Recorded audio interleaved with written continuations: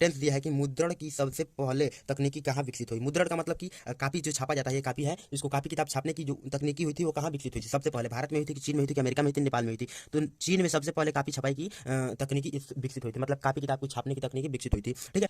Hello friends, तो स्वागत है आप सभी का आज के इस नए वीडियो में। तो फ्रेंड्स, आज के इस वीडियो में लोग डिस्कस करने वाले हैं कक्षा 10 सामाजिक विज्ञान के यूपी बोर्ड एग्जाम में पूछे जाने वाले 20 मोस्ट इंपॉर्टेंट बहुविकल्पी प्रश्नों को। और ये प्रश्न मोस्ट इंपॉर्टेंट बहुविकल्पी प्रश्न है जो आपके एग्जाम में पूछे जाएंगे। इस प्रश्न को आप अच्छे से तैयार कर लीजिए। जो मैं आपको बता रहा हूँ, इस प्रश्न को आपको अच्छे से तैयार करना है। ठीक है। इसमें देखिए, फर्स्ट वाला प्रश्न दिया गया है कि राष्ट्रवाद का प्रारंभ किस देश से हुआ। तो राष्ट्रवाद का प्रारंभ आपको बताना है कि जर्मनी से हुआ, इटली से हुआ, फ्रांस से हुआ या भारत से हुआ। तो राष्ट्रवाद का जो प्रारंभ हुआ था वो कहाँ से हुआ था? फ्रांस से हुआ था। ऑप्शन नंबर थर्ड इसका राइट आंसर हो गया। उसी तरह नेक्स्ट और मोस्ट इंपॉर्टेंट प्रश्न दिया गया है कि क्रीमिया का युद्ध कब हुआ था। देखिए, क्रीमिया का युद्ध जब हुआ था, कब हुआ था ये हमको बताना है। 1852 में हुआ था, 1853 में हुआ, 1854 में, 1859 में हुआ था। तो जो क्रीमिया का युद्ध हुआ था वो 1854 में हुआ था। कब हुआ था? 1854 में हुआ था। ऑप्शन नंबर थर्ड इसका राइट आंसर हो जाएगा। उसी तरह most important question question number third है कि महात्मा गांधी अफ्रीका से भारत कब लौटे। देखिए, ये मोस्ट इंपॉर्टेंट प्रश्न है, ये हर बार पूछा जाता है कि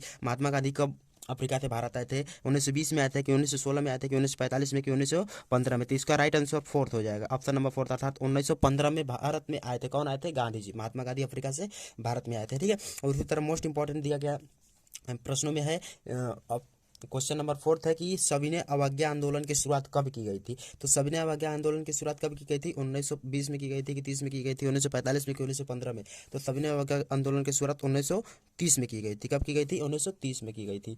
और मोस्ट इंपॉर्टेंट प्रश्नों में है ये क्वेश्चन नंबर 5 कि रॉलेट एक्ट की शुरुआत कब हुई थी। रॉलेट एक्ट जो था, जो ब्रिटिश सरकार ने पारित किया था, उसकी शुरुआत कब की गई थी। तो जो रॉलेट एक्ट की शुरुआत 1919 में हुई थी कि 1916 में हुई थी कि 1915 में हुई थी कि 1920 में हुई थी। तो रॉलेट एक्ट की शुरुआत 1919 में हुई थी। तो ऑप्शन नंबर ए इसका राइट आंसर हो जाएगा। ठीक है। उसी तरह क्वेश्चन नंबर 6 दिया गया है कि किस देश से उत्पन्न कपास पूरे देश में बेची जाती थी। जो भारत, किस देश से उत्पन्न हुई थी कपास जो पूरे देश में बेची जाती थी? चीन से, भारत से, अमेरिका से या रूस से? तो भारत से जो कपास उत्पन्न हुई थी वो पूरे यूरोप वासियों में बेची जाती थी। ठीक है। और इसी तरह क्वेश्चन नंबर 7 दिया है, जो मोस्ट इंपॉर्टेंट प्रश्न है कि वैश्विक अर्थव्यवस्था की शुरुआत कब हुई। देखिए, हम लोग को बताना है कि वैश्विक अर्थव्यवस्था अर्थात कब देश आपस में जुड़ना स्टार्ट हुआ, आपस में व्यापार करना स्टार्ट कर दिए थे। 1919 में कि 1990 में कि 1980, 1880 में कि 1890 में कि 1952 में। तो 1890 में ये सब देश क्या हुए थे? जुड़ना स्टार्ट कर दिया था, अर्थात तो वैश्विक अर्थव्यवस्था की शुरुआत हुई थी 1990 में। देखिए, उसी तरह क्वेश्चन नंबर 8 दिया है कि औद्योगिक क्रांति किस देश में प्रारंभ हुई थी। औद्योगिक क्रांति किस देश में प्रारंभ हुई थी? चीन में कि भारत में कि अमेरिका में कि इंग्लैंड में? तो जो औद्योगिक क्रांति शुरू हुई थी वो कहाँ से शुरू हुई थी? इंग्लैंड से शुरू हुई थी। तो ऑप्शन नंबर फोर्थ इसका राइट आंसर हो जाएगा। उसी तरह क्वेश्चन नंबर 9 दिया है कि भारत में सर्वप्रथम कपास मिल कहाँ बनाया गया। जो भारत में कपास मिल बनाया गया वो सर्वप्रथम किस जगह पे बनाया गया? कानपुर में कि बंगाल में कि दिल्ली में कि बॉम्बे में? तो भारत में जो कपास मिल बनाया गया वो बॉम्बे में बनाया गया। ऑप्शन नंबर फोर्थ इसका राइट आंसर हो जाएगा। देखिए फ्रेंड्स, उसी तरह क्वेश्चन नंबर 10 दिया है कि मुद्रण की सबसे पहले तकनीकी कहाँ विकसित हुई। मुद्रण का मतलब कि कापी जो छापा जाता है, ये कापी है, इसको कापी किताब छापने की जो तकनीकी हुई थी वो कहाँ विकसित हुई थी सबसे पहले? भारत में हुई थी कि चीन में हुई थी कि अमेरिका में हुई थी, नेपाल में हुई थी? तो चीन में सबसे पहले कापी छपाई की तकनीकी विकसित हुई थी, मतलब कापी किताब को छापने की तकनीकी विकसित हुई थी। ठीक है। उसी तरह क्वेश्चन नंबर 11 दिया गया है, जो मोस्ट इंपॉर्टेंट प्रश्न है और ये हर बार पूछा जाता है। मॉडल पेपर में एनालिसिस करके मैं क्वेश्चन बनाया हूँ कि निम्न में से अजैव संसाधन, इनमें से कौन सा अजैव संसाधन है? पशु, पौधे, मछली और चट्टान, इनमें से कौन सा अजैव संसाधन? अजैव संसाधन को ऐसे समझ सकते हैं कि जिनमें जान नहीं होती। तो इनमें से किस चीज में जान नहीं होती? चट्टानों में जान नहीं होती है। ठीक है। इसको हम लोग अजैव संसाधन के रूप की श्रेणी में रखते हैं। उसी तरह जो क्वेश्चन नंबर 12 दिया गया है कि भारत में कितने प्रतिशत क्षेत्र में मैदान है। इसमें से कितने प्रतिशत क्षेत्र में मैदानी भाग है भारत में? तो 50% की, 17% की, 43% की, 30%। तो 43% भारत में क्या है? मैदानी भाग है। ठीक है। ऑप्शन नंबर थर्ड इसका राइट आंसर हो जाएगा। यहाँ पे देखिए कि जलोढ़ मृदा पाई जाती है। ऑप्शन क्वेश्चन नंबर 13 बोल रहा है कि जलोढ़ मृदा कहाँ पाई जाती है? मैदानी क्षेत्र में कि पर्वतीय क्षेत्र में कि रेगिस्तानी क्षेत्र में कि पठारी क्षेत्र में? तो जलोढ़ मृदा जो होती है वो कहाँ पाई जाती है? मैदानी क्षेत्रों में पाई जाती है। कहाँ पाई जाती है? मैदानी क्षेत्रों में। तो ऑप्शन नंबर 1 इसका राइट आंसर हो जाएगा। उसी तरह क्वेश्चन नंबर 14 दिया है कि भारत में आजीविका का मुख्य स्रोत कौन सा है। इसमें से भारत में आजीविका का जो मुख्य स्रोत है वो कौन सा? हम लोग को बताना है। व्यापार है कि उद्योग है कि कृषि है कि सेवाएं हैं? तो भारत में आजीविका का मुख्य स्रोत क्या है? कृषि है। ठीक है। कृषि पर लगभग 75% लोग क्या है, आधारित हैं भारत के।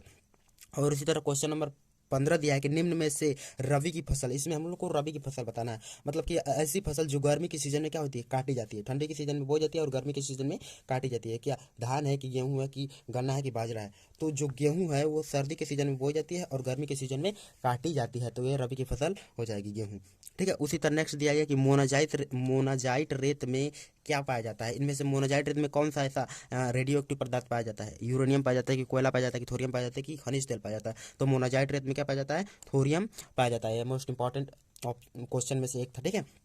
और इसी तरह जो क्वेश्चन नंबर 17 दिया है कि आग्नेय चट्टान में कौन सा खनिज मिलता है। आग्नेय चट्टान में कौन सा खनिज मिलता है, फॉस्फेट मिलता है कि नमक मिलता है कि जस्ता मिलता है कि ग्रेफाइट मिलता है। तो आग्नेय चट्टान में आपको बताना है कि कौन सा चट्टान मिलता है, तो जस्ता मिलता है। कौन सा खनिज मिलता है, जस्ता मिलता है। चट्टान नहीं, कौन सा खनिज मिलता है, जस्ता मिलता है। ठीक है। ऑप्शन नंबर 18 दिया है कि संविधान में कितने भाषाओं को दर्जा दिया गया है। जो हमारा भारतीय संविधान है उसमें कितने भाषाओं को दर्जा दिया गया है, 22 भाषा की, 23 भाषा की, 25 भाषा की, 20 भाषा। इनमें से कितने भाषा को दर्जा दिया गया हमारे संविधान में। तो हमारे संविधान में 22 भाषाओं को दर्जा दिया गया। ऑप्शन नंबर ए इसका राइट आंसर हो जाएगा।